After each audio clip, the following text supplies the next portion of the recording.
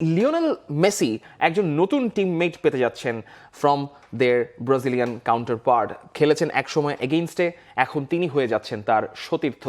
X Manchester United, ex Real Madrid midfielder Casemiro is an Inter মায়ামিয়ান।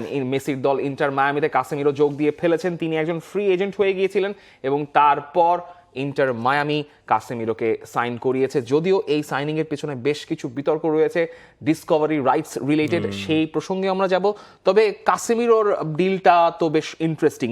এই যে মাত্র কয়েক ঘন্টা আগে ইন্টার মায়ামি যে ম্যাচটা খেললো, প্রথম যে গোলটা তারা কনসিড করেছেন, নভো যেভাবে ওন গোল কনসিড করেছেন, খুবই যাচ্ছে তাই রবার্ট লেভানডস্কি দলের এগেন্সে। যদিও তারা ম্যাচটা জিতে শেষ পর্যন্ত শেষ করেছে 3-2 গোলে শিকাগো ফায়ারের সঙ্গে, কিন্তু Inter Miami needs reinforcement. Suarez goal করেছেন, বাট সেটা তো আসলে এনাফ না ইন্টার মায়ামির সিজনটা সার্ভাইভ করার জন্য। এবং ইন্টার মায়ামির সিজনটা সার্ভাইভ করার জন্য হয়তো কাসেমিরোর মতোই একজন ইনফর্ম প্লেয়ার দরকার ছিল। লোডশেডিং কিংবা ঘরের বাইরের তীব্র গরমে ওয়ালটন রিচার্জেবল ফ্যান থাকলে থাকবে শুধু বাতাস আর বাতাস।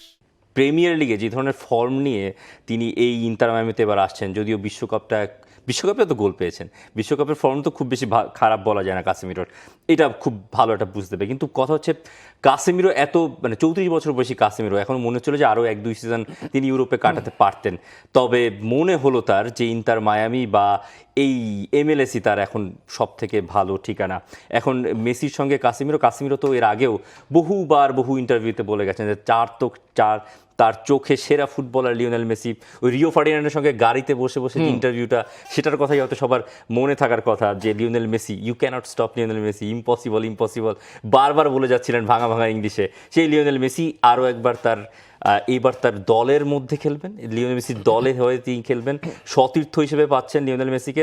একটা ইন্টারেস্টিং জুটি, এবং মনে হচ্ছে যে কাসেমিরোর বাকি দিনগুলো, ক্যারিয়ারের যে শেষ যে দিনগুলো আছে, সেগুলো ভালোই যাবে ইন্টার মায়ামিতে।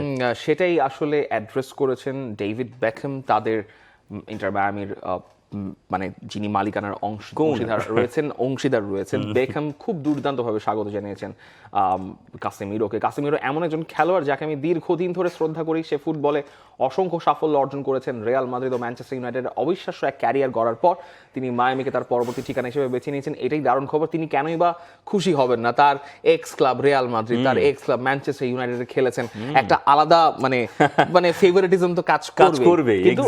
ব্যাপারটা হচ্ছে যে আপনি লিওনেল মেসির সঙ্গে খেলছেন, লিওনেল মেসির ক্যালিবার নিয়ে কোনো প্রশ্নই নেই। উনি যে ওয়ার্ল্ড কাপটা কাটাইছেন, উনি আপনাকে প্রপারলি দেখাইছেন যে তার ক্যালিবার নিয়ে কোনো ধরনের কোনো প্রশ্ন উঠতেই পারে না। কথা হচ্ছে কাসেমিরো কিরকম ইম্প্যাক্ট রাখবেন ইন্টার মায়ামিতে, সেটা হয়তো দেখার ব্যাপার। যদিও একটা ভালো ব্যাপার, তিনি ম্যাচ টাইমের মধ্যে আছেন, গেম টাইম পাচ্ছেন। আপনি বলছেন যে তার একটা ভালো ক্যাম্পেইন গেছে, মিক্সড ক্যাম্পেইন গেছে in terms of world cup, দুর্দান্ত ক্যাম্পেইন গেছে in terms of Manchester United club ক্যারিয়ারে।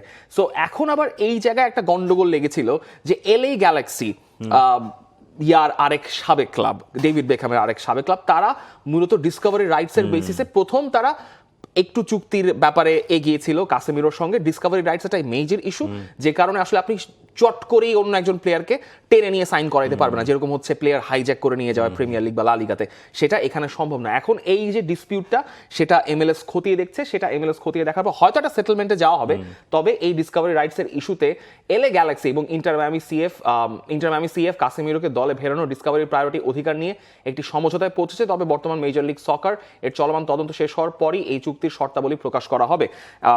হিসাবে ইন্টার মায়ামির প্লেয়ার হচ্ছেন কাসেমিরো, অর্থাৎ LA গ্যালাক্সি থেকে ওই ডিসকভারি রাইটসের ব্যাপারটা ফাইনালি সেটেল করা হয়েছে। কিন্তু কোথায় গন্ডগোল হয়েছিল সেটা হয়তো পরবর্তীতে আমরা জানতে পারবো। এখনো পর্যন্ত ওই শর্তাবলীটা আমরা জানতে পারছি না। MLS জিনিসটা ভিন্নভাবে কাজ করে। ডিসকভারি রাইটসে আপনি অ্যাট এ টাইম 5 জন প্লেয়ার রাখতে পারবেন, যে কোনো একটা সময় আপনি যে কোনো একজনকে সরাতে পারবেন।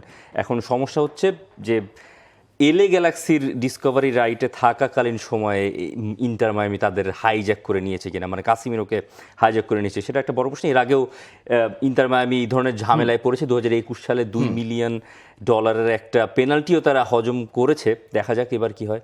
হোর্হে মাসকেও একটা জরিমানা দিতে হয়েছিল। তবে এখন আপনি পেয়ে যাচ্ছেন কাসেমিরোকে, সেটার জন্য সেবার $2.5 লাখ জরিমানা দিতে হয়েছে। আমার মনে হয় না কাসেমিরোর জন্য এটা খুব একটা বড় ইস্যু হবে ইন্টার মায়ামির জন্য। কাসেমিরোর এই সাইনিংটা কেমন হয়েছে, যারা টি স্পোর্টসের ডিজিটাল প্ল্যাটফর্মে দেখছেন তারা জানাতে পারেন কমেন্ট সেকশনে। For more updates, subscribe to our YouTube channel and click on the bell icon. Follow us on Facebook and Instagram. Download T Sports app to enjoy exciting games and highlights. Visit tsports.com.